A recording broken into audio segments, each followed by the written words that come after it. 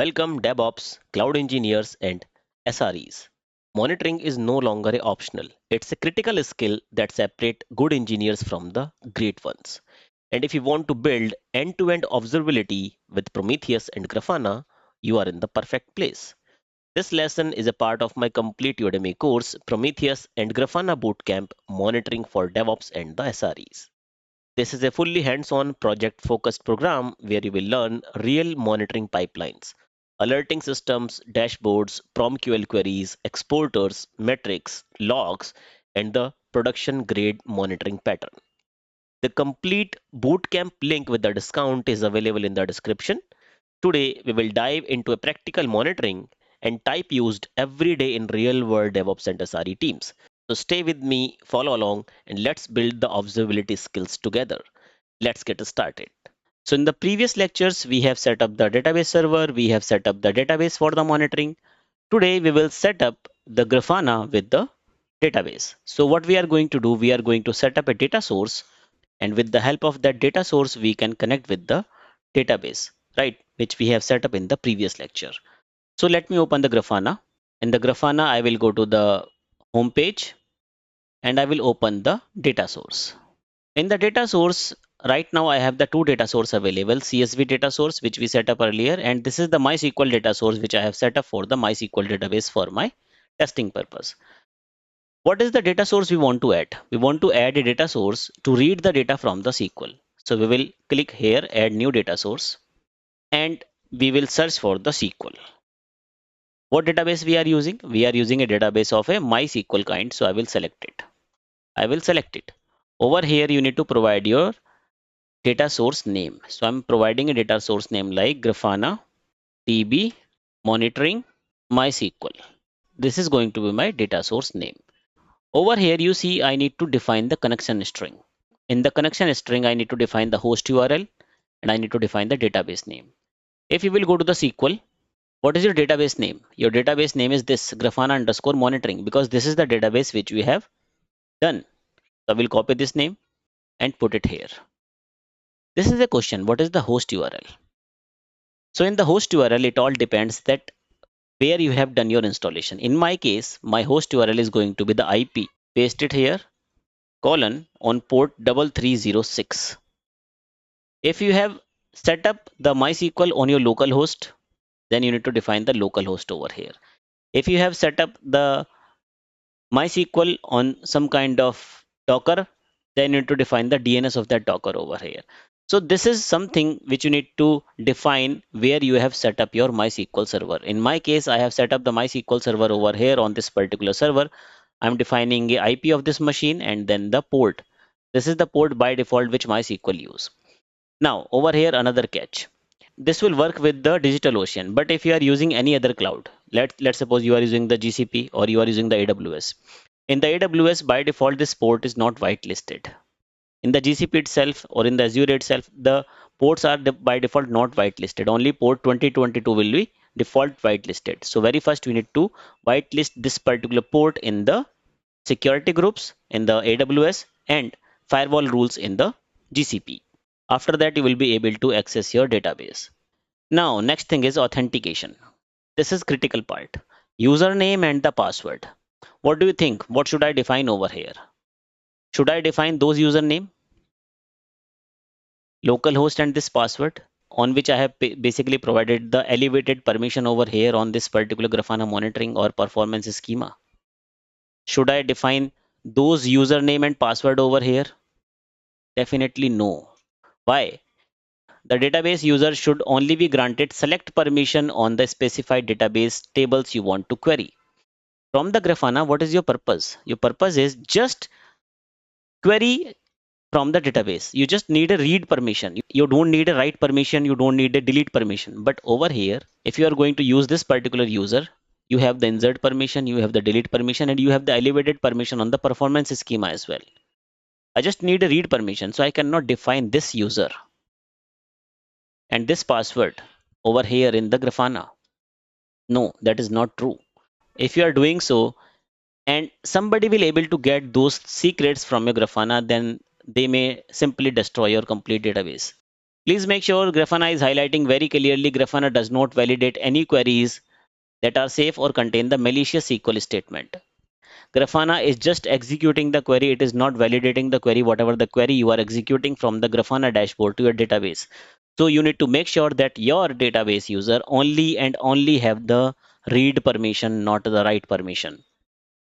Correct? Only and only the read permission, not the write permission. Let's define some username over here. Let's suppose I'm defining Grafana user.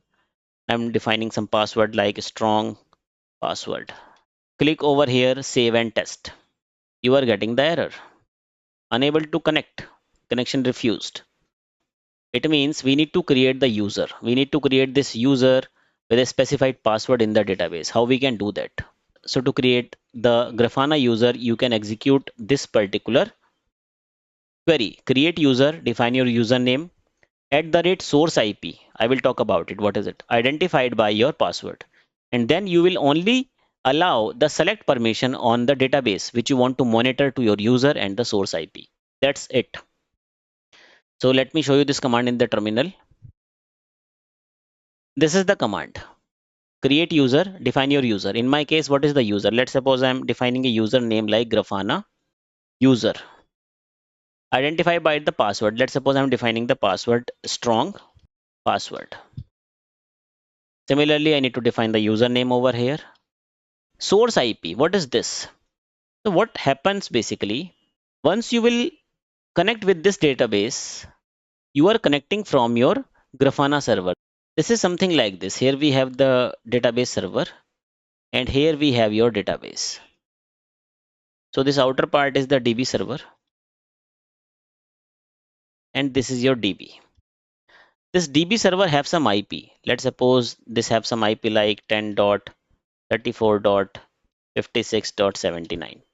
And somewhere here you have the another server which is calling this particular server, which is connecting this particular server, and then it is connecting this particular database. This server is the Grafana. This also have an IP like 10.44.56.87. So what we are doing over here, Grafana is a separate server, database is a separate server. We are making a call from Grafana to database. So this is my source IP from where the call will initiate. And this is my target IP to where the call will go. And this is the target database. So in this particular command, you need to define your source IP. Source IP means the IP address of your Grafana server. The IP address of your Grafana server. It means this user will only and only allow the connection to your database from a specified IP address, which is your Grafana server IP address. What is my Grafana server IP address? Let me close it. I will go back to the droplets. My Grafana server IP address is this. I will copy it and define it over here. Similarly, define it over here. So what we are doing, create a user. I'm creating a user, Grafana user, which will only allow this particular IP, which will only allow this particular source, identify this password. So very first, let's define this user in your username and define this password in your passwords. Correct? Then what we are doing, grant select on where your DB to monitor. What is the DB you want to monitor from this particular user, Grafana user? And from this particular IP, you want to monitor your DB what you created. What is my database name? This Grafana underscore monitoring. Define it over here. This is the command, very simple. Copy this command, go to the terminal, your MySQL server, clear out the console, open the MySQL, paste these commands, right? Before quit, let's check that how many users are there. Select host user from the MySQL.user. And you see your user is being created. This is the host and this is the username. Correct? Now you can quit. Clear out the console. Go back to your Grafana and test it again. Save and test. This time the error got changed. This time the error got changed. You are getting failed to connect with the server, error message, connection refused. Why I am not able to connect with my database? Basically by default your database is refusing the connection from the outer world, you need to open the connection. And what you need to do to open that connection? You need to basically open the same file, vi etc mysql my.cnf. You need to open this file, and over here you need to insert a line. So just go down, go down, go down, go in the last of this line, and over here you need to add a binding. What is the binding you need to add? Let me copy that content over here.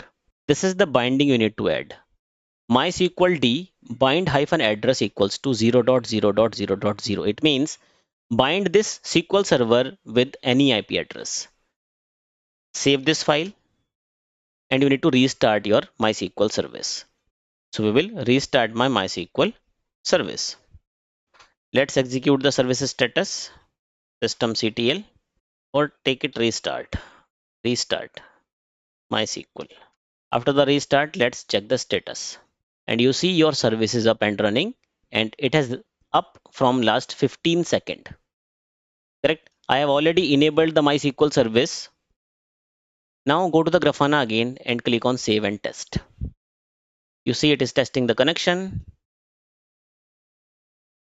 and you are not getting the error, and finally you are getting the database connection is okay. Next, you can start visualizing the data, binding a dashboard, or by querying the explore view. So let's click this link, explore view. Over here you see by default I'm getting this Grafana and performance schema. These are the two database what I'm getting. So what is my database? My database is Grafana monitoring. Select the table. I can select the table. Let's suppose I'm selecting the current. Choose the option. Let's suppose I'm choosing max, and I will just hit this query, run query. Okay, I need to change a column as well. Now hit run query. Correct, and you see I'm able to execute this query. Another way is you can go to the code and execute any query over here. So let's suppose I'm executing some query over here on my database, and I'm executing this query. Select variable value as value, time set as time set, Grafana monitoring, Grafana underscore monitoring dot status. This is my database, this is my table. Variable name is the threads connected, group by time. Run query, and you see I'm getting a graph in the time series fashion. So this is the number of connection is basically done with my database. It means I'm successfully able to connect with my database, right? So team, we have done the end-to-end setup, correct? We are able to basically connect with the database, correct? Now what is pending? The pending part is create the dashboards on the database. We need to create the dashboard on our database. One more thing I would like to highlight, that as a part of this course, we will execute a couple of queries. We will execute too many queries, right? So what I will do, I will start writing up those queries over here, and I will mention that location, and I will commit those files and mention the location in the resource section of the lecture. So let's suppose we created two queries over here. I will create a new file, MySQL, create Grafana user dot SQL. Over here, what we need to do, let's put a comment, check DB from the Explorer, and what is the query? We just pasted. Similarly, the another comment, create Grafana user in database for Grafana server. And what is the query we executed? We executed this, put this query over there. Whatever the query we are executing as a part of this course, I will mention all these queries over here. I will commit this file on the GitHub, right? And then I will add the location of that particular GitHub SQL within the resource of this lecture. Let me do it quickly. I have committed the file, open the GitHub. This is the repository. This is the folder. And you see, this is the file, create grafana user.sql. Over here, you are getting your query. This is the query which we used to create the user. And this is the query which we used over here in the dashboard to verify the connection and all. Correct. So every query, whatever the query I will execute, I will mention those queries over here, and I will add the location of this SQL file within the resource of this lecture. You just need to click on the resource section of this lecture, and you will see a location of all the queries. So that's all for the day. Team, if you have any question, any doubt, you can let me know. You just saw one session. Imagine learning everything. In a full Prometheus and Grafana bootcamp, you will find and build production dashboards, alert rules, notification channels, PromQL query skills, exporter-based monitoring, real SRE grade observability setup. A special discount link is waiting inside the description right now. If you want to level up as a DevOps, cloud, or SRE engineers, this course will do it. Don't wait, enroll now and start mastering observability sessions today. And subscribe for more full lecture uploads.